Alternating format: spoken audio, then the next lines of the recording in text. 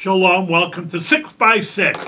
6 minutes a day, 6 days a week, and you get a full idea of the Lubavitcher Rebbe from Likutei Sichos. And again, we were talking just to tune ourselves up, is the idea that Moses was the lawgiver, he gave us the Torah from Mount Sinai, he brought it down to us, and he gave us our Torah.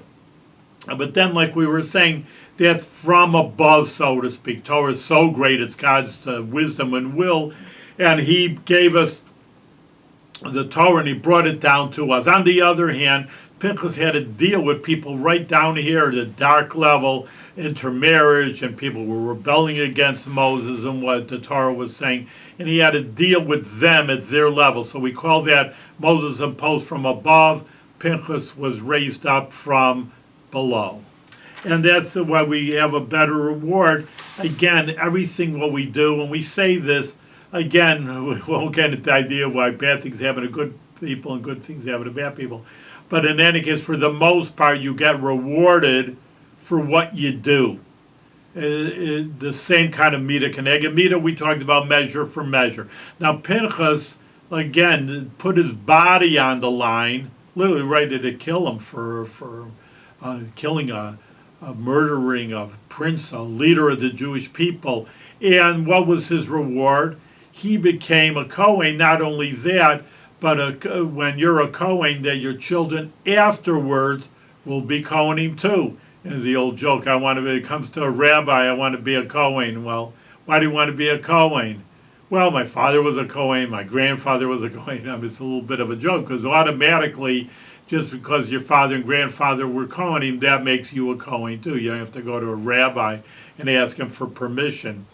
In any case, that's the same idea with Pinchas. His children, therefore, afterwards, that they actually became Kohanim, and for all generations. And I don't know if anybody I ever saw was said they're from Pinchas, but they're obviously Kohanim today, and therefore some of them came from Pinchas, and they're thousands of years later.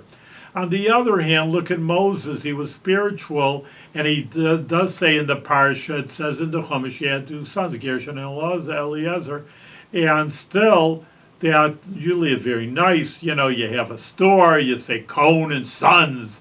You know, that's a very nice thing for your children to take after you. On the other hand, we don't see that with Moshe.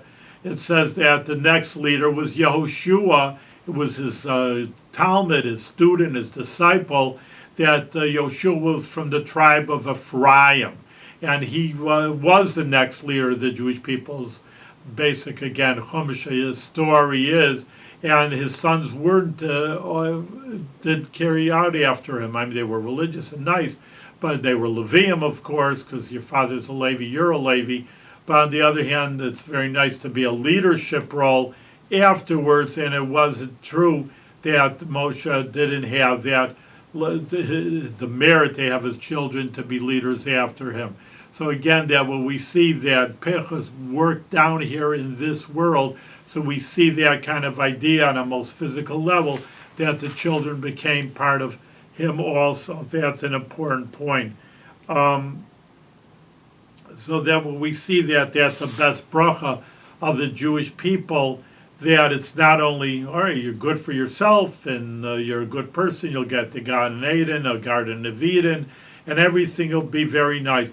But it's very important that not only you're nice for yourself, but of course that you want your children, the biggest nachas, the biggest pleasure of any parent should see that their children, their grandchildren, hopefully you live long to be your great-grandchildren, to see them being great and going in your pathway the way you wanted to lead, the way you wanted to educate them, and they carry on afterwards also.